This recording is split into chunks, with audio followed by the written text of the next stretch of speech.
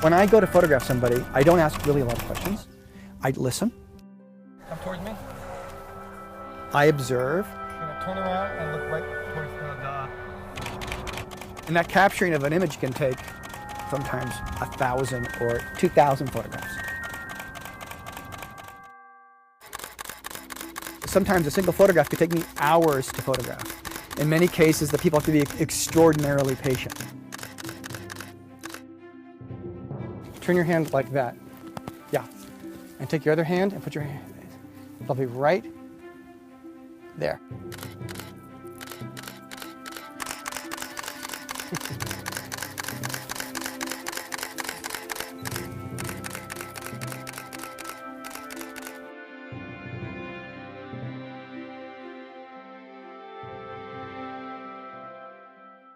Don't move, do not move. Look right where you were.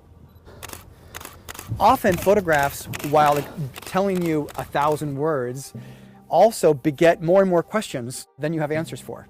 And so with the photographic process that I use, I sought out to try to answer all the questions that would arise in looking at a photograph. They then, in their own words, explain to me the essence of what it is they're doing, and then that goes on in the photograph.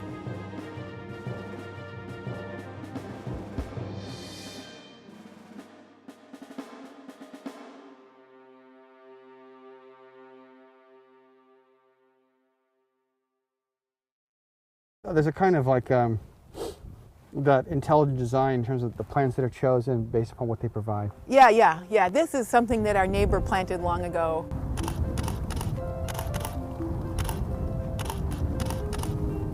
We believe in it. We're just trying to find balance between economic viability and the kind of farming that we want to do.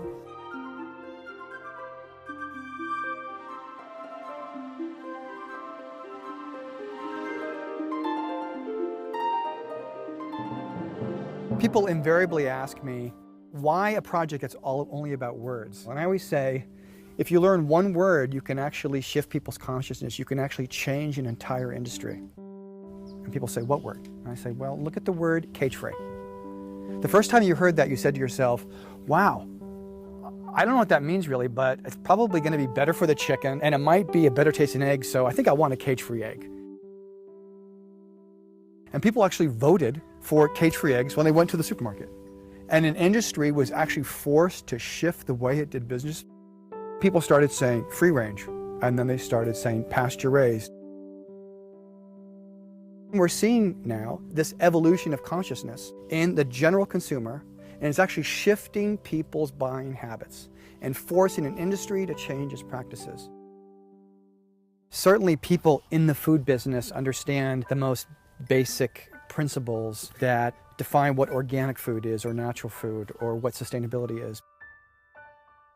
But outside of that small group of very well-educated people, there's a tremendous amount of ignorance. And it's not because people don't want to know, it's because people are often bombarded with misinformation, with ideas and principles that have been hijacked by large food companies. And so what we're trying to do is take back the power of those words and give them back to people who can really speak to what they mean in a very authentic and true voice. Hopefully, through the work that we're doing, we are helping these people find an audience for their ideas and their solutions, and we can actually fix the food system.